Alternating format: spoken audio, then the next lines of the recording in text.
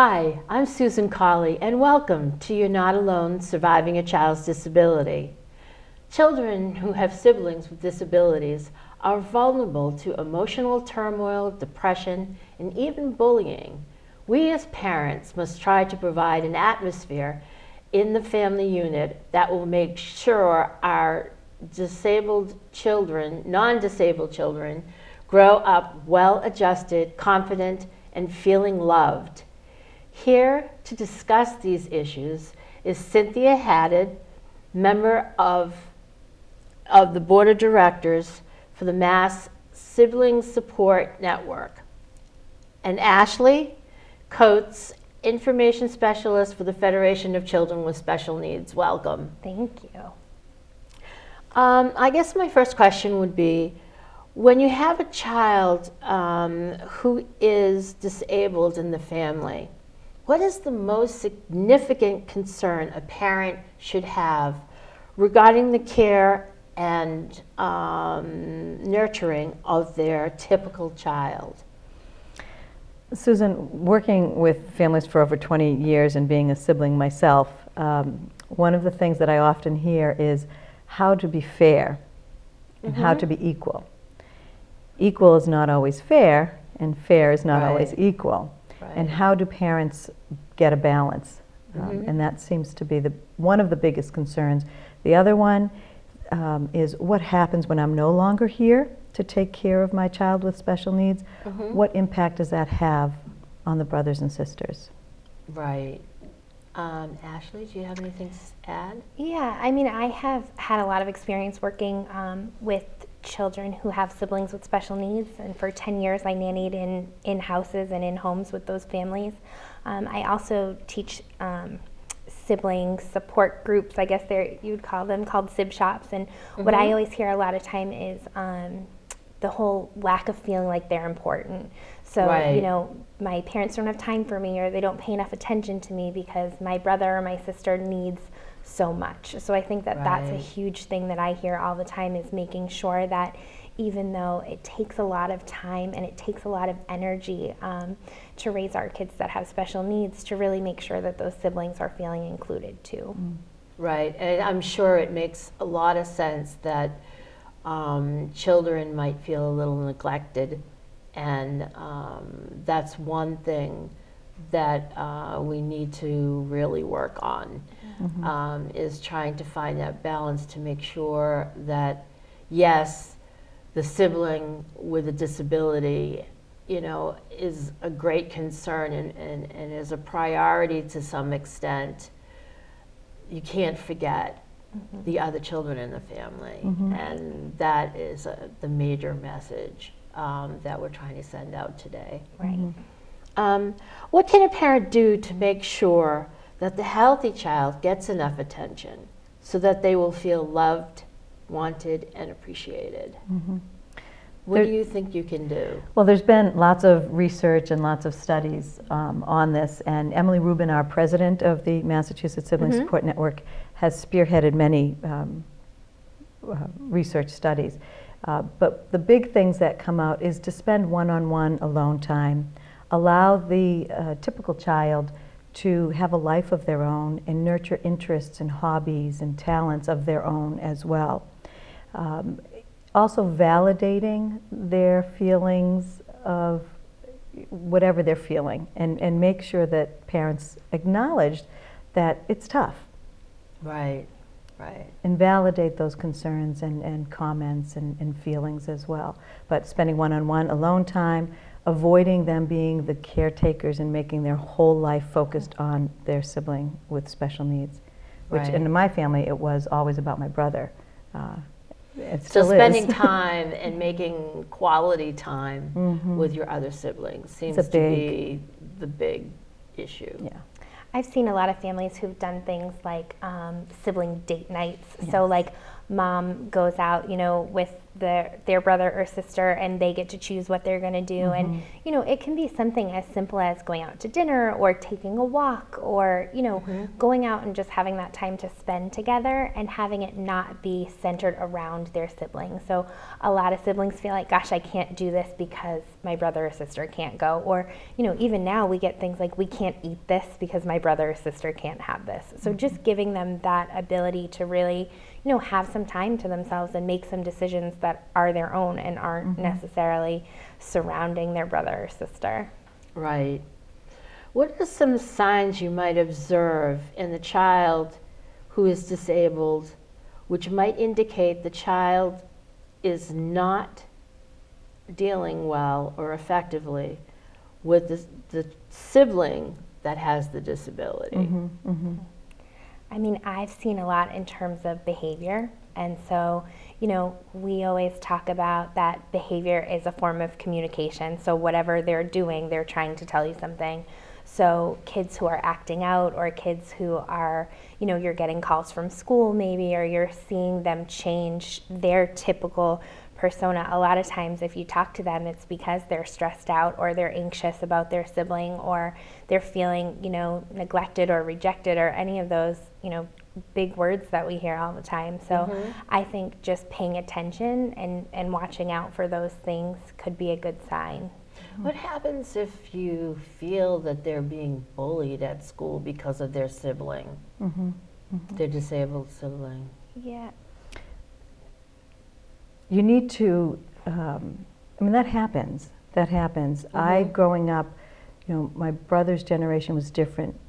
People with special needs were not really in the public schools until I was in middle school. Right. And at that point, it was kind of cool to have a brother that was a little bit different, because nobody knew what people with disabilities were. Today, there's much more inclusion. There's acceptance, but we're not 100% there yet with our advocacy effort. But you do need to allow the typical child, brother or sister, to express what's happening in school. They can't keep it all to themselves. They don't have to take all the lumps all by themselves. So allowing an opportunity for that son or daughter to say, I'm trying to stick up for my brother all the time, I'm always trying to be their advocate, that can be overwhelming. And I know that one family, 11-year-old, was working really hard and trying to overachieve, and he knew he had to get really good grades because he had to go to college, get a really good job, because he needed to take care of his brother when his parents weren't that's there. A concern for It's a big concern. even for At 11, young, to think about that. young children still have that concern. I know my daughter has had that concern for a very long time, and now she's actually taking some action to be a little bit more involved with her siblings who have disabilities, because she's, she knows eventually I won't be around anymore, and it's something that she needs to do. But I think it's a real big concern for Absolutely. for typical children. And I think, like you say, it can go one way or the other. These siblings are their siblings' biggest advocate. They really want to be there and protect them and make sure that they're not, being bullied, or they're not being taken advantage of, or things like that. But then I've also seen the total opposite sector of it, where They won't have because anything they to don't do want to have with anything. They don't want to spend time with them. They don't want to acknowledge them in school. And so depending on what that disability looks like, that can be really, really challenging. So I am such a big fan of open dialogue, and mom or dad or whomever is the caregiver saying, hey, how's school going? Does this happen to you? What do you feel like when it happens? And then take that feedback, because our siblings, they have a lot of decisions made for them all the time, where you're going to go, what you're going to do, all of these things. And anytime you have a chance to ask them, how do you feel about this? How is this going? Their responses to you are going to guide what happens next, or should guide what happens next, I suppose. What happens if they're shy, though, and they're withdrawn, and they seem a little depressed and everything, and they don't seem to want to tell you? What can you do? As Ashley said, communication, communication, communication. If it's getting really bad, a therapist, staying in touch with that child's teachers, guidance counselors, and the people in their life too. I know sometimes parents can get overloaded with the PT, the OT, or whatever Right. the issues are. They're going to doctor's appointments nonstop. But being in touch with the typical child, the typical SIB, being in touch with their support network is really important, and allowing that communication to happen. And I think, it's like you said, building a network for them too.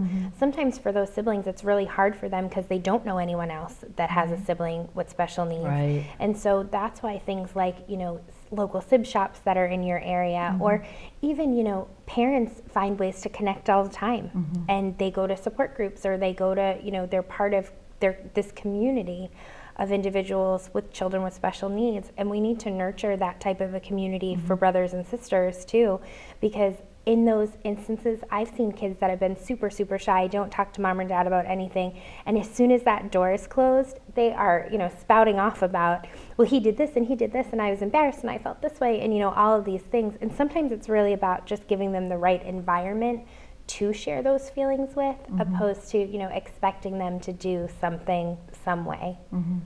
It wasn't. But you don't think, but unfortunately, if they're spouting off like in a group, how can that translate to the parents?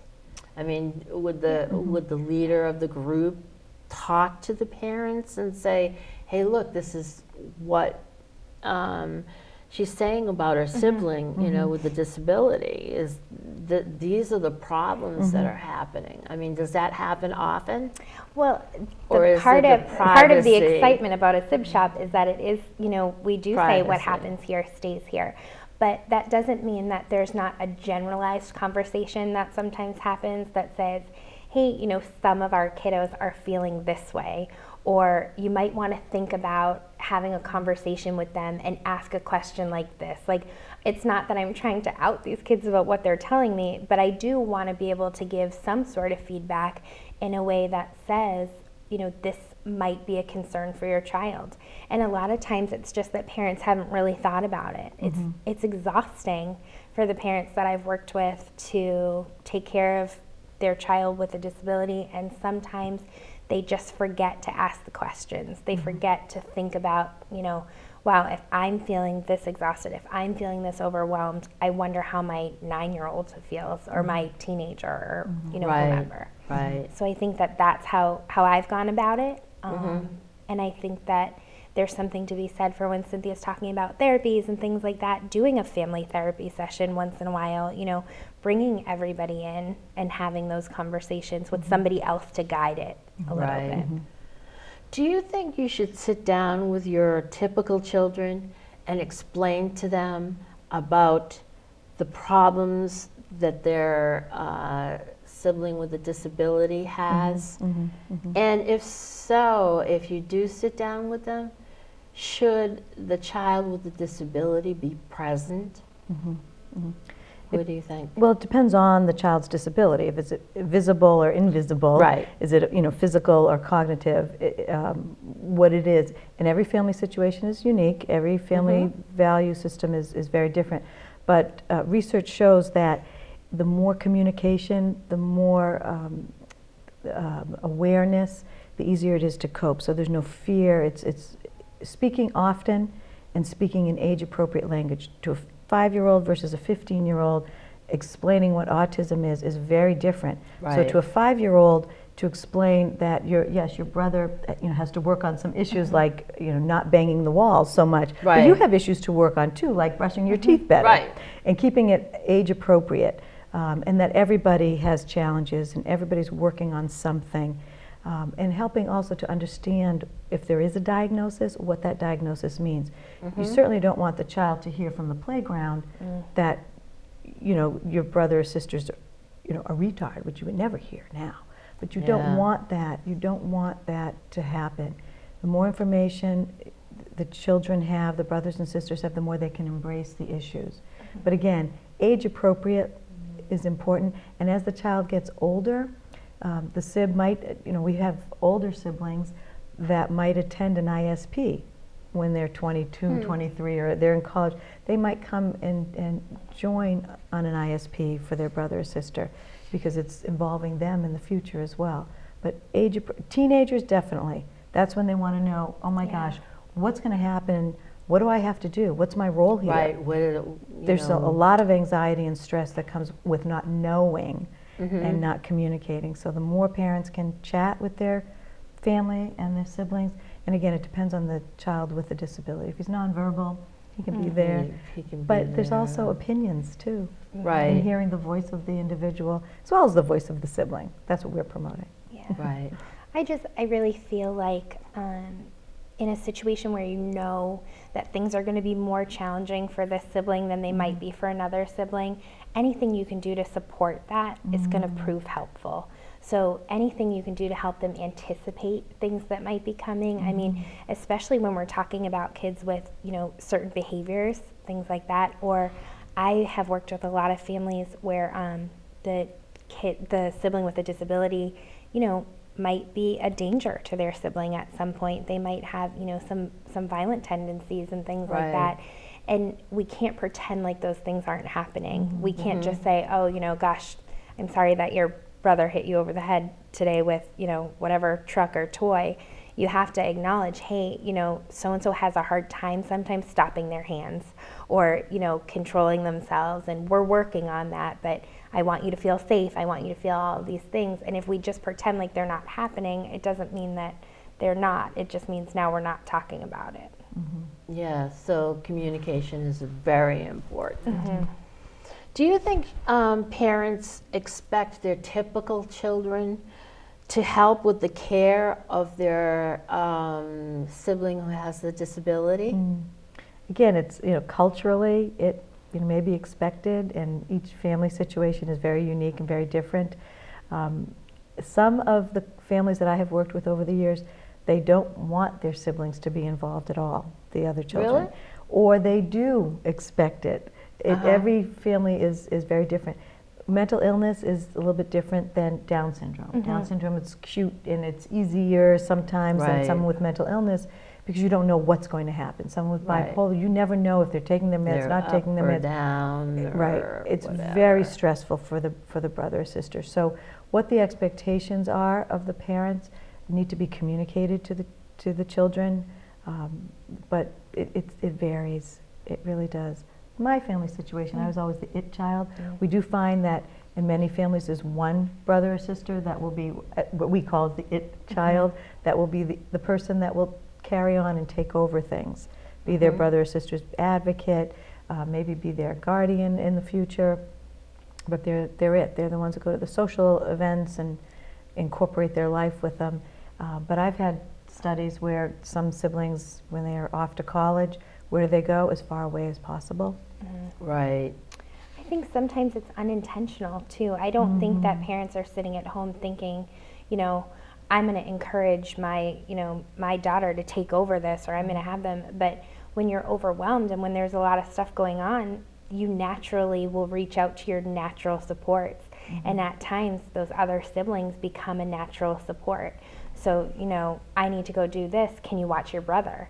And it's not like watching your typical brother. It's, okay, I have to make sure that he has his medicine, or that he has this, or he does this. And so I don't necessarily think that parents are planning for it to become that way, but I think sometimes it just happens. And so you have to be cognizant of that. Especially you have if the child is older, the typical child is older, there's more responsibility. And I would even sometimes assume. our younger siblings, even if they're younger, they're older developmentally. And so I see a lot of that too, that your older brother's 12 and you're 8, but realistically you can do more than he can do, and they take on this older sibling role even if they're not chronologically older.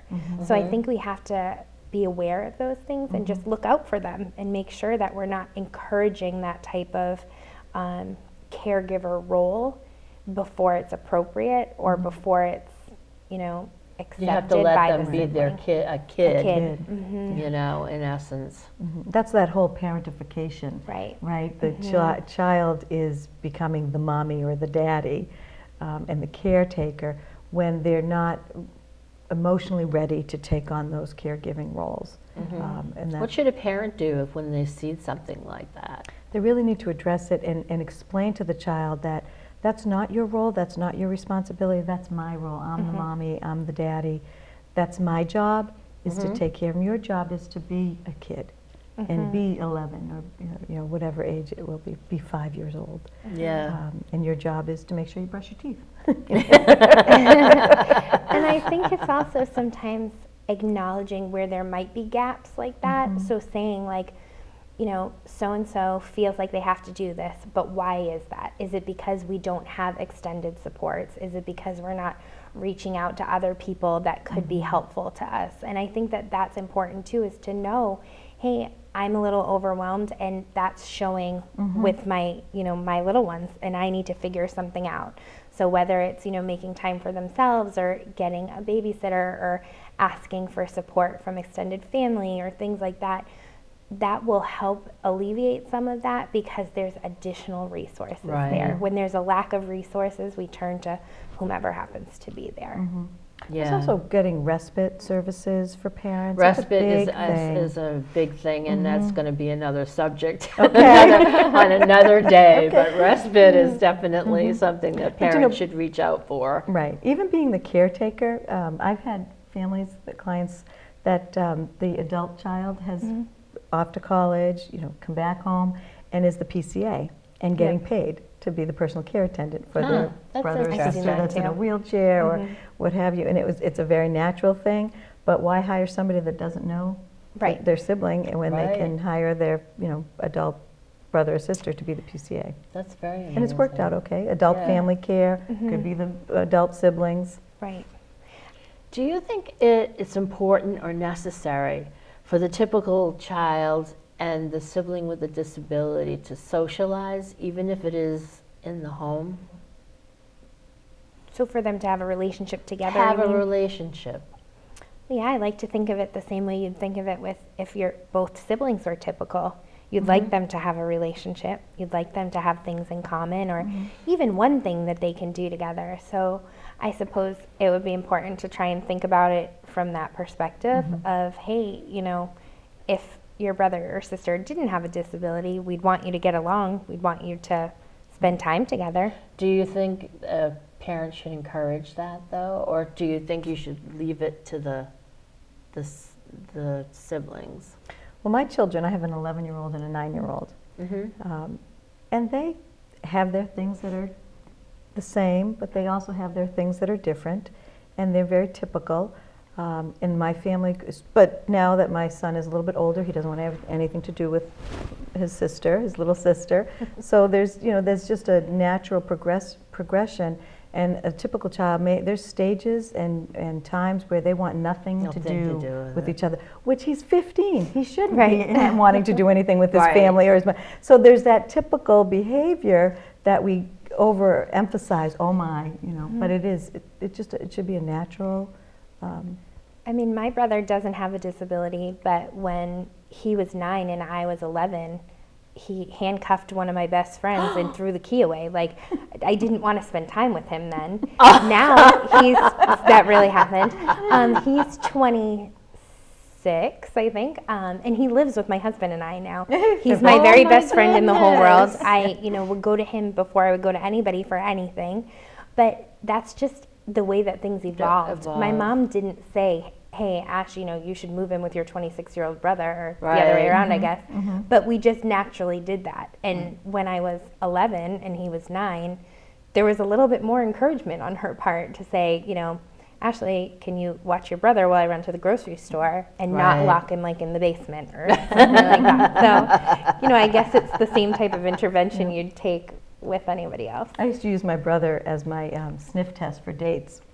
So if he liked the person that I was dating, he would always ask, will you take me to the Marshfield Fair? I love to go to the Marshfield Fair. Do you like to go? And so he would almost you know, check them out and sniff test the guy. And if the guy liked to go to the Marshfield Fair, then it was okay for me to have him come back for a second date. That's wonderful. So, you know, I use my brother, you know, and he gets along great with my husband, but he doesn't like to go to the Marshfield Fair, but he was still okay. Yeah. How can parents create an atmosphere in the family unit to support one another? Since having a sibling with a disability is both time consuming and kind of disruptive. What do you think? How can they create that environment? Doing things together? Yeah, I mean, how can they create an environment where they support one another in some way? In our family situation, my brother would come with us to church and he would just be part of our lives where we could be. I mean, there's other families that you certainly can't, that's just not happening. Right. But where it's appropriate to find activities you can do as a family. And it might be just simple, staying home and eating a nice meal together, or just something simple. Yeah, I think anytime you can create an environment that's inclusive. So as a family, I wouldn't recommend that you consistently go do things that one sibling can't do. I mean, that sounds like a natural thing to think about. Even in planning to go to restaurants or planning to go on vacations and things like that, I've heard from families that say, we can't go to this restaurant anymore because it's sensory overload for my other child, or because I have one family who the kid loves chicken fingers. That's it. So before they go anywhere, you better make sure they have chicken fingers. Because if they don't, then it's no longer that fun family environment. Because I've seen them go places where there's no chicken fingers, and you don't want to do that. So, I suppose it takes a little bit more planning from a family perspective. You can't be like, we're going to go apple picking, because apple picking might not be the right place for a child who tends to run away. I mean, I don't think that's a safe option. Or, for a kid that has some assistive technology needs or something like that, you might not want to take them to a place where they can't utilize those. So just planning ahead, I think, will create a better environment for that. Right. Even going to the playground, if But it's do possible. you see support in general?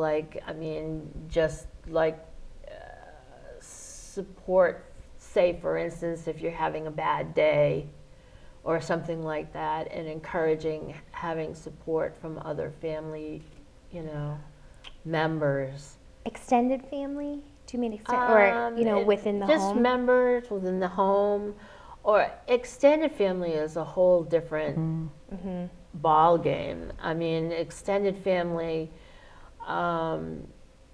sometimes they take an active role. My extended family has basically flew the coop. Yes, I hear that a lot. Yeah. And, because they couldn't understand it. Right. Couldn't understand what was going on. So I think you just have to plan ahead for those things. You have to know that there's going to be bad days, and how do we talk about those on the good days almost. So I like to encourage my families, we don't talk about a meltdown during a meltdown, we talk about it when things are going well. So how do we talk about, hey, mom's got a lot going on this week, I feel like I could use some help with your brother. Do you think that you could watch him, for a few hours for me on Thursday?